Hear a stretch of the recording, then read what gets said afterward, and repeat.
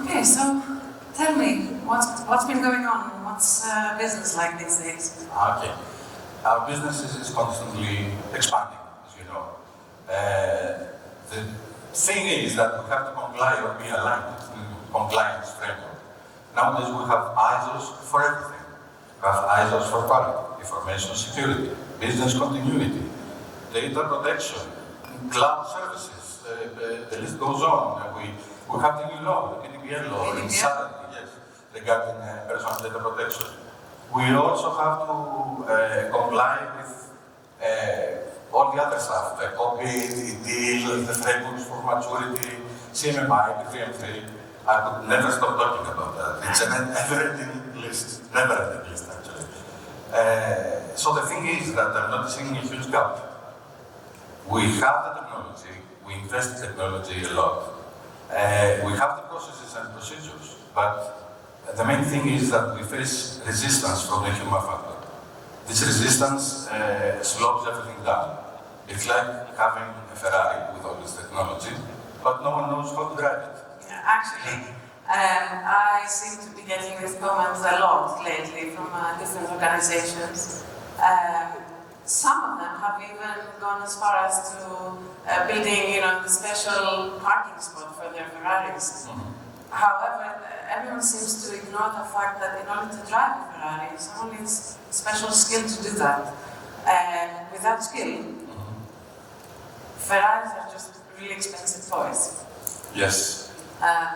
So with regard to the compliance issues that you have been facing, the constant certification requirements and all of that, what is essential is to recognize it's really a triangle to keep the balance. So you've mentioned systems and processes, but the back of your office here, your backdrop, has three elements, this triangle to keep the balance. So it's right in the center, under the bomb, people, process, technology.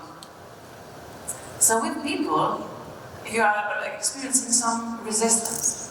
What the key is, in my opinion, is to convert this compliance, let's say resistance, into your actual organizational compliance. That is, blending compliance into your organizational DNA so that it reflects not just a requirement, but who you truly are. Yeah, but actually, if I get it correctly, this means a cultural shift. Cultural shift is something enormous. And for a mature organization like us, we have been following the same process and procedures for years. It's like telling people to get rid of all the comfortable old bikes that they have and start using self-driven cars, let's say, or something. Yes, and those comfortable old bikes do drive us down nostalgia lane. It's actually nice to reflect on that.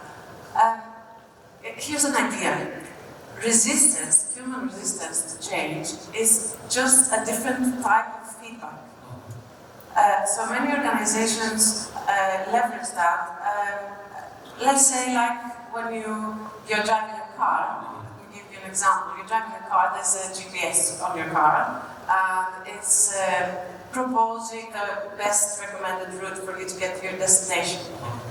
Halfway through, your GPS signals that there's a better route to get to the same destination. Let's say you're just going to work.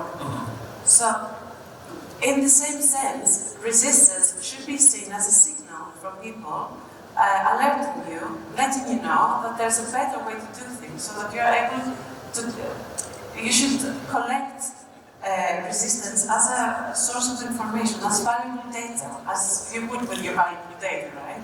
Yes. And use that as feedback to make processes or policies or systems more user-friendly. Yeah, actually that sounds good. From what I understand, that sounds good. But this resilience that, like you said, it is something that it is needs a continuous engagement, or it's something more systemic, as we said. As you probably guessed, it's both actually. I was afraid of that. There's a specific tactic that, in my experience, works the best with with regard to this element. Have you ever heard of the term resilience loops? Resilience loops? No. What's that? Well, I'm sure I can rephrase it. I mean, IT, remember? Yeah, I'll use IT language for you. Something similar to beta testing. Okay. So that's more familiar, right? So like the beta testing, when you have resilience loops, you engage everyone from the start. They are involved in the entire process, and they are constantly providing you with feedback. So they're telling you what's working, what's not working. In this way, you're actually creating a living system that is constantly evolving, and not just a stagnant set of documents. Think of it a little bit like compliance yoga. Like with yoga, compliance needs to be dynamic and also flexible, and it might look a little strange at the beginning or feel a little bit uncomfortable. Compliance yoga, really? Yeah. We're having fun with my marketing team on that, remember. But seriously, with these resilience loops, how do we make them exist without people feeling that it is another thing that is imposed on them from management? So let's discuss a little bit about ownership distribution. This is a collective, compliance is a collective initiative. So us consultants like to use, terminology for everything. So we have the term localized autonomy. So using this technique, you're actually providing people who are at the point of action the freedom to adjust a little bit, adjust the process, adjust the job they're actually doing at the point of action, rather than, let's say, when you're doing the yoga, my favorite reference point, without having to ask your instructor every time, can I breathe here? Can I move my different finger here? And so on. So I think that in this way you're giving people, apart from the freedom to feel that they have some degree of freedom in their daily work, you're also actually building their competence level, capabilities increase, their sense of accountability increases because they're involved. But most importantly, you're also providing them with another buzzword, empowerment. Only in your case, you're literally giving them more power to move and to adjust and to make things work for your organization. Okay, so what you're saying is make compliance not a top-down directive, but rather a decentralized function, being part of day-to-day operations. Correct. Compliance should not be seen as a memo from above.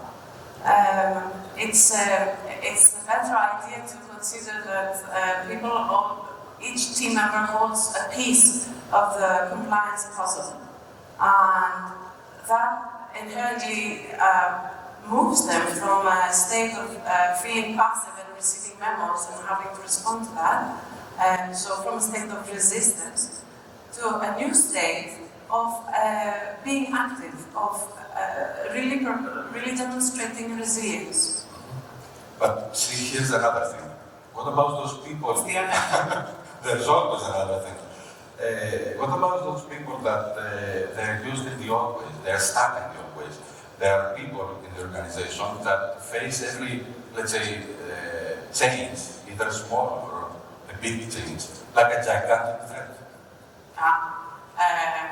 You are now referring to what we like to call compliance veterans. Okay, another terminology. Yes, why not? So, I believe it's really important to involve everyone, as we've already discussed so far. So compliance veterans are people who have been doing compliance way before we even had a word for compliance. So they have done it all since the day before half of their teammates were even born, probably.